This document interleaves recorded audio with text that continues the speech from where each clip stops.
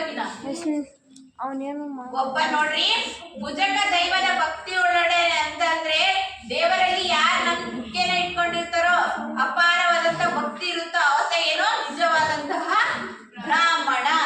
ಆಮೇಲೆ ಏನ್ ಹೇಳ್ತಾರೆ, ಹರ ಹರ ಶ್ರೀ ಚನ್ನ ಸೋಮೇಶ್ವರ ಅಂತ ಅವ್ರ ಅಂಕಿತ ನಾಮವನ್ನ ಹೇಳ್ತಾರೆ. ನೆಕ್ಸ್ಟ್ ನೋಡ್ರಿ, ಮತ್ತೆ ಮಂತ್ರಿ ಹೇಗಿರ್ಬೇಕು ಅನ್ನೋದು. ಒಂದು ಸಾಮ್ರಾಜ್ಯದಲ್ಲಿ ರಾಜ ಇರ್ತಾನ, ರಾಜನಿಗೆ ಮಂತ್ರಿ ಹೇಗಿರ್ಬೇಕು ಅನ್ನೋದನ್ನ ಹೇಳ್ತಾರೆ. ಅತಿ ಗಂಭೀರನು, ಉದಾರನು, ಧೀರನು, ಮಹಾಸಂಪನ, ಸತ್ಯಾತ್ಮನು, ಉರ್ಜಿತ, ನಾನಾಲಿ ಲಿಪಿ ಭಾಷೆಯೋಳ್ ಪರಿಚಿತ, ಲಂಚಕ್ಕೆ ಕೈ ನೀಡದ, ವ್ರತ ಸದ್ಧರ್ಮ ವಿಚಾರಶಾಲಿ, ಚತುರುಪಾಯ ಘಾಳಯ ಬಲ್ಲವ, ಪತಿಕಾರ್ಯ ವರ, ಮಂತ್ರಿ ಹೈ ಹರಿಹರ ಶ್ರೀ ಚನ್ನ ಸೋಮೇಶ್ವರ. ಏನಪ್ಪಾ ಅಂತಂದ್ರೆ ಅತಿ ಮಂತ್ರಿ ಹೇಗಿರ್ಬೇಕು ಅಂತ ಗಂಭೀರ ವ್ಯಕ್ತಿ ಉಳ್ಳವನಾಗಿರ್ಬೇಕು.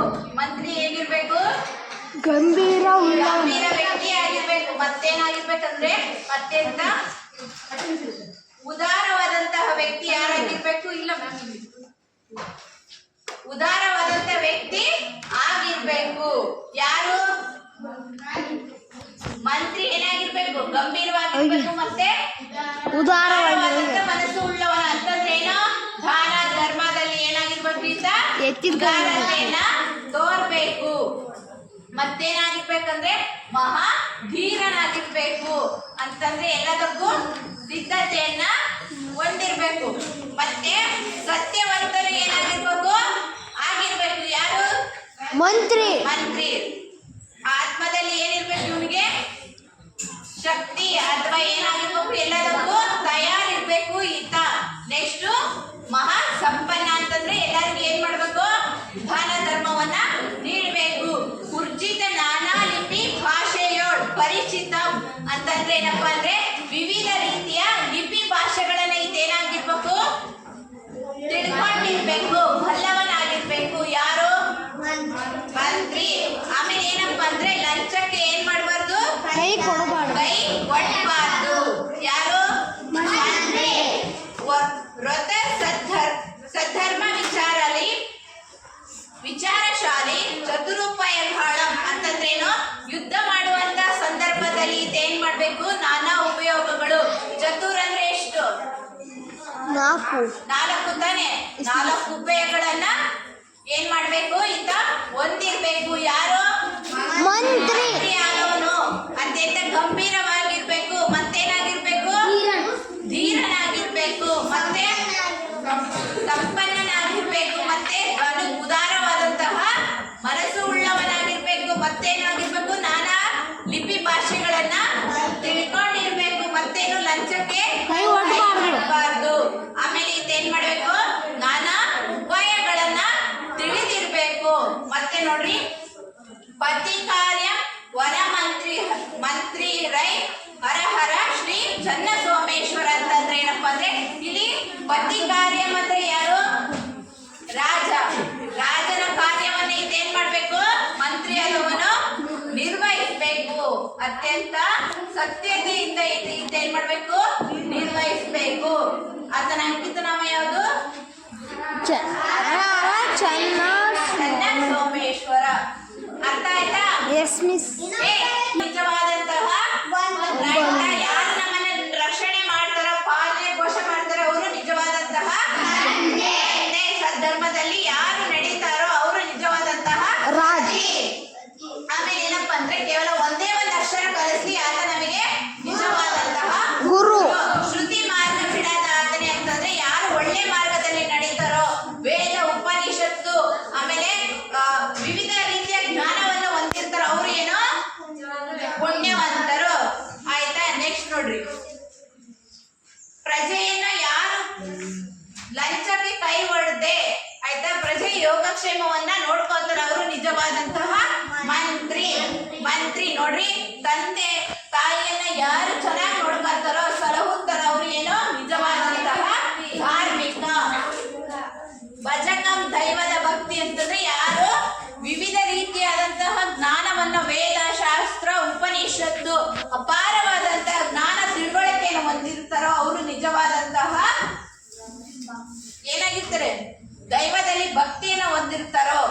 ಆಯ್ತಾ?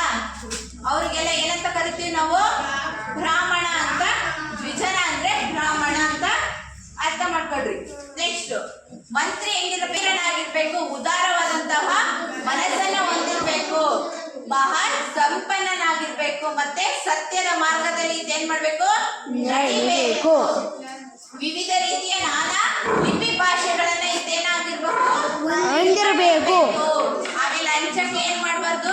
ಕೈ ಒಡ್ಡಬಾರ್ದು. ಆಮೇಲೆ ಇದೇನ್ ಮಾಡ್ಬೇಕು? ನಾನಾ ರೀತಿಯ ಉಪಾಯಗಳನ್ನ ತಿಳ್ಕೊಂಡಿರ್ಬೇಕು. ಯಾರು? ಪತಿ. ಮತ್ತೇನಪ್ಪ ಅಂದ್ರೆ ಪತಿ ಕಾರ್ಯ ಅಂತಂದ್ರೇನು? ರಾಜನ ಕರ್ತವ್ಯಗಳನ್ನ ಈತ ನಿರ್ವಹಿಸಬೇಕು. ನೆಕ್ಸ್ಟ್ ನೋಡ್ರಿ, ಲಾಸ್ಟ್ ಪೇರ. ಪುಂಡರಾಜ ಕಡೆ ಮುಂದಿ ಪೆಚ್ಚದಿಹನೆ ರುದ್ರೋದ್ರ ಬೀಜ ಕೆಲವ ಸಿಡಿದು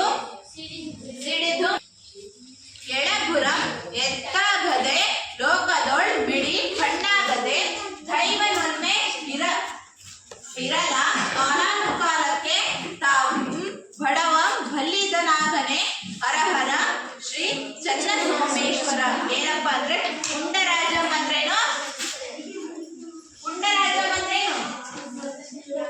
ನಕ್ಷತ್ರಾಧಿಪತಿಯಾದಂತಹ ಚಂದ್ರ. ಚಂದ್ರ ಏನಪ್ಪಾ ಅಂತಂದ್ರೆ, ನಕ್ಷತ್ರಾಧಿಪತಿಯಾದಂತಹ ಚಂದ್ರ ಏನ್ ಮಾಡ್ತಾನೆ? ಒಂದೇ ರೀತಿಯಾಗಿ ಕಾಣಿಸ್ತಾನ? ಚಂದ್ರ ಒಂದೇ ರೀತಿಯಾಗಿ ಯಾವಾಗ ಒಂದೇ ರೀತಿ ಕಾಣಿಸ್ತಾನ? ಇಲ್ಲ ಮಿಸ್. ಕಾಣಿಸ್ತಾನ? ಇಲ್ಲ ಮಿಸ್. ಅಮಾಸೆ ಹುಣ್ಣಿಮೆ ಹಿಂಗೆಲ್ಲ ಬಂದಾಗೆಲ್ಲ ಬದಲಾಗ್ತಾನೆ. Yes miss. ಚಂದ್ರ ಒಂದೇ ರೀತಿ ಯಾವಾಗ್ಲೂ ಕಾಣುತ್ತಾ? ಇಲ್ಲ ಮಿಸ್. ತಾನೆ.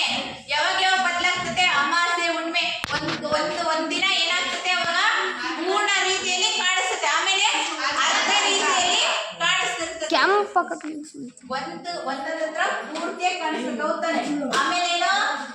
ಅರ್ಧ ಚಂದ್ರ ರೀತಿಯಲ್ಲೂ ಕಾಣುತ್ತೆ. ಈ ರೀತಿಯಾಗಿ ಏನೋ ನಕ್ಷತ್ರಾಧಿಪತಿ ಯಾರು? ಚಂದ್ರ. ಈತ ಏನು?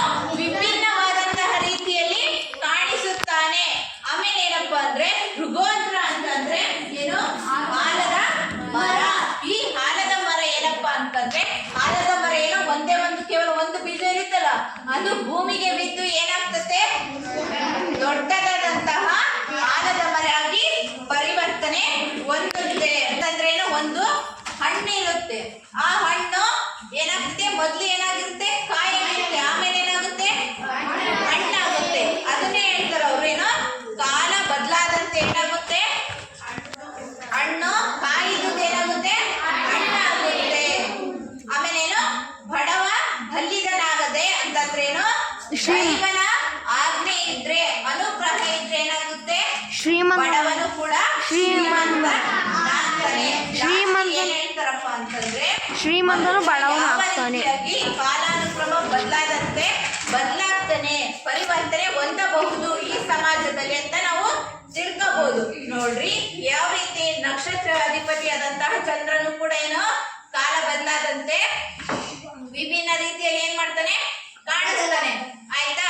ಆಲದ ಮರ ಕೂಡ ಏನೋ ಒಂದು ಬೀಜ ನೆಲಕ್ಕೆ ಬಿದ್ದು ಅತ್ಯಂತ ದೊಡ್ಡ ಮರದಲ್ಲಿ ಏನಾಗುತ್ತೆ? ಅದು ಪರಿವರ್ತನೆಯನ್ನ ಹೊಂದುತ್ತೆ. ನೆಕ್ಸ್ಟ್ ಕಾಯಿ ಇರುತ್ತೆ ಅನ್ಕೊಂಡ್ರೆ, ಒಂದು ಹಣ್ಣದು ತಿನ್ನೋದು, ಅದು ಮೊದ್ಲಿಗೆ ಏನಿರುತ್ತೆ? ಫಸ್ಟ್ ಕಾಯಿ ಇರುತ್ತೆ, ಆಮೇಲೆ ಏನಾಗುತ್ತೆ? ಹಣ್ಣಾಗುತ್ತೆ, ಹೌದಾನೆ? ಅದನ್ನೇ ಹೇಳ್ತಾರೆ. ಅದೇ ರೀತಿಯಾಗಿ ಈ ರೀತಿಯಾಗಿ ಬದಲಾದಂತೆ ಏನಾಗುತ್ತೆ? ಕಾಲ ಕಳೆದಂತೆ ಬದಲಾಗುತ್ತೆ. ಬಡವ ಕೂಡ ಏನಾಗ್ಬೋದು? ಶ್ರೀಮಂತ ಆಗಬಹುದು. ಇವಾಗ ಕ್ವಶನ್ ಕೇಳ್ತೀನಿ, ಆನ್ಸರ್ ಮಾಡಿ. ಹುಡುಗಿಯರಿಗೆ ಸುಮ್ಮನೆ. ಧಾರ್ಮಿಕನೆಂದು ಯಾರನ್ನು ಕರೆಯಲಾಗಿದೆ?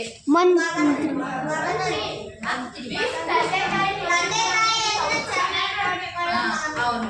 ರಾಜನಾದವನ ಕರ್ತವ್ಯವೇನು? ಪ್ರಜೆಗಳ ಯೋಗಕ್ಷೇಮವನ್ನ ನೋಡ್ಕೊಳ್ಳೋದು. ಮತ್ತೆ ಆಲದ ಮರದ ಬೀಜ ಸಿಡಿದು ಭೂಮಿಗೆ ಬಿದ್ದಾಗ ಏನಾಗುತ್ತದೆ?